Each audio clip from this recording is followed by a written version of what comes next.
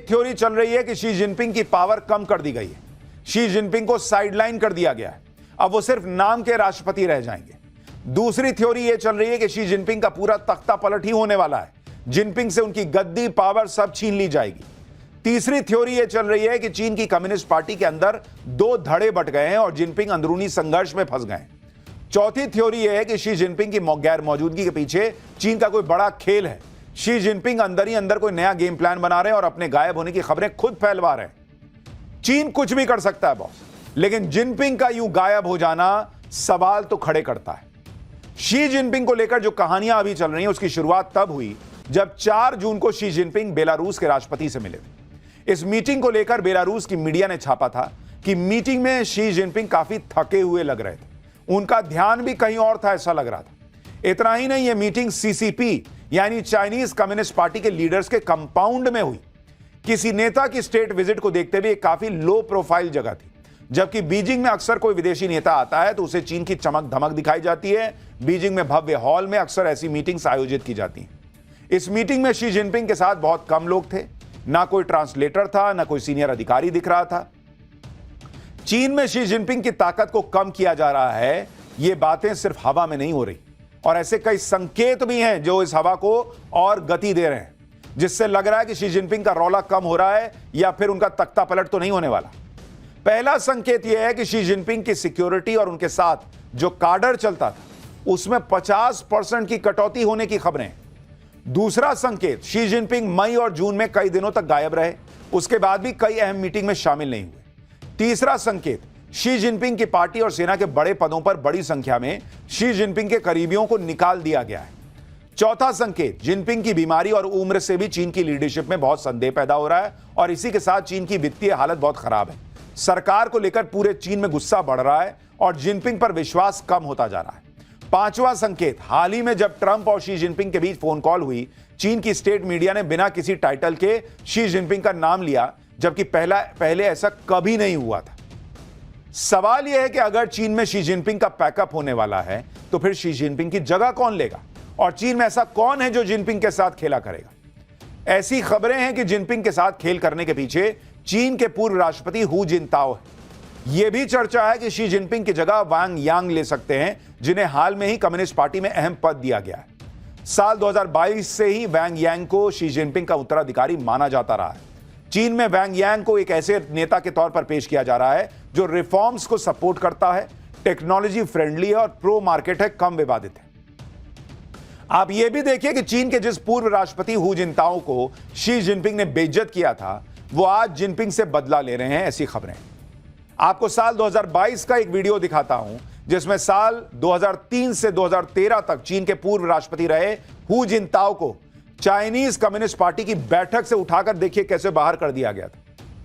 यह आदमी, आप सोचिए, जो पूर्व राष्ट्रपति था उसको शी जिनपिंग की बगल से उठा के लोग ले गए, जैसे कई बार दफ्तर से नहीं निकालते हैं कि बॉस छोड़िए। आप सोचिए, उस बुजुर्ग आदमी को उठा के जबरदस्ती हटा दिया गया। लोग कह रहे हैं यही शी जिनपिंग के साथ तो नहीं होने वाला है। इस बैठक में शी जिनपिंग खुद मौजूद थे और उनके सामने यह सब हुआ। इस बैठक में ही शी जिनपिंग को तीसरी बार पार्टी का महासचिव चुना गया था। वीडियो में जिनपिंग के साथ बैठे नेता चीन के पूर्व राष्ट्रपति हु जिनताओ थे। हु जिनताओ को जब बाहर ले जाया जा रहा था तब उनके राष्ट्रपति जिनपिंग के पास रुककर कुछ कहते हुए वो दिखे थे। राष्ट्रपति जिनपिंग ने भी सिर हिलाते हुए कुछ कहा। इस वीडियो में दिखता है कि हु जिनताओ एक समय बाहर जाने को बिल्कुल तैयार नहीं थे। तब इस वीडियो को शी जिनपिंग की बढ़ती ताकत का एक नमूना माना गया था। यह सब जिनपिंग के इशारे पर हुआ था। आमतौर पर चीन में ऐसी घटनाओं के वीडियो नहीं आते, लेकिन इस वीडियो को जानबूझकर जारी किया गया था ताकि क्लियर मैसेज चला जाए कि जिनपिंग ही अब चीन के सर्वे सर्वा हैं। लेकिन अब चीन में खेल पलट रहा है क्या, यह सवाल खड़ा हो रहा है। और अब तो नरेंद्र मोदी घाना पहुंचे हैं और जिस दौरे पर गए हैं वहां से चीन को और तकलीफ होनी है। शी जिनपिंग चीन में 15 साल से एक छत्र राज कर रहा है। चीन में कम्युनिस्ट पार्टी ऑफ चाइना का राज चलता है, जिसके संस्थापक थे माओ। माओ के निधन के बाद कोई भी नेता लगातार तीसरी बार सत्ता तक नहीं पहुंचा, लेकिन जिनपिंग अपने प्रभुत्व का इस्तेमाल करते हुए पार्टी के नियम उन्होंने बदल डाले। जिनपिंग को तीसरी बार पार्टी का प्रमुख और चीन का राष्ट्रपति बनाने के लिए पार्टी का 40 साल पुराना नियम बदल दिया गया। चीन में 1982 में राष्ट्रपति के लिए 10 साल के कार्यकाल का नियम बना था, लेकिन लगातार तीसरी बार शी जिनपिंग को कम्युनिस्ट पार्टी ऑफ चाइना का महासचिव चुन लिया गया और इस पद पर रहने वाला शख्स ही चीन का राष्ट्रपति और चीन की सेना का कमांडर होता है। तीसरी पारी की शुरुआत के साथ ही जिनपिंग ने यह जता दिया था कि वो माओ की तरह आजीवन सत्ता में रहने का सपना देख रहे हैं। लेकिन आज के वक्त में हालात ये हैं कि शी जिनपिंग का तख्ता पलट हो जाएगा, ऐसी खबरें बहुत जोर शोर से चल रही हैं। और इधर चीन में शी जिनपिंग को लेकर बवाल मचा है, उधर चीन हर तरफ से घिरता जा रहा है। दलाई लामा ने भी आज चीन को ठोक दिया है। तिब्बत के निर्वासित आध्यात्मिक धर्मगुरु दलाई लामा ने कह दिया है कि उनके उत्तराधिकारी का चयन तिब्बत बौद्ध परंपराओं के मुताबिक होगा और इसमें चीन की कोई भूमिका नहीं होगी। इस बयान से चीन तिलमिला गया है। चीन का कहना है कि दलाई लामा के उत्तराधिकारी को चीन की मंजूरी लेनी होगी, चीन के रीति रिवाजों का पालन करना होगा। लेकिन अब दलाई लामा के उत्तराधिकारी का मामला सिर्फ धार्मिक नहीं बल्कि चीन के प्रभुत्व का मुद्दा बन गया है। चीन ने 1951 में तिब्बत पर कब्जा कर लिया था और दलाई लामा ने भारत में शरण ले ली थी। चीन में जिनपिंग अंदर ही अंदर क्या खेल कर रहा है यह किसी को नहीं पता, लेकिन पाकिस्तान में वहां का आर्मी चीफ असीम मुनीर क्या खेल कर रहा है, अब उसके बारे में भी बताता हूं। और यह सबको पता चल गया है। पाकिस्तान का फर्जी फील्ड मार्शल असीम मुनीर नया प्लान बनाने में जुटा हुआ है। असीम मुनीर पाकिस्तान में दूसरा हाफिज सईद तैयार करने लगा है। पहले वाले हाफिज सईद को तो पाकिस्तान ने बंकर में छुपा कर रखा है, लेकिन अब दूसरा हाफिज सईद कौन है उससे मिलवाता हूं। आप ये वीडियो देखिए, इसमें पाकिस्तान का नया हाफिज सईद गली गली घूम रहा है, लोगों से मिल रहा है, नुक्कड़ सभाएं कर रहा है।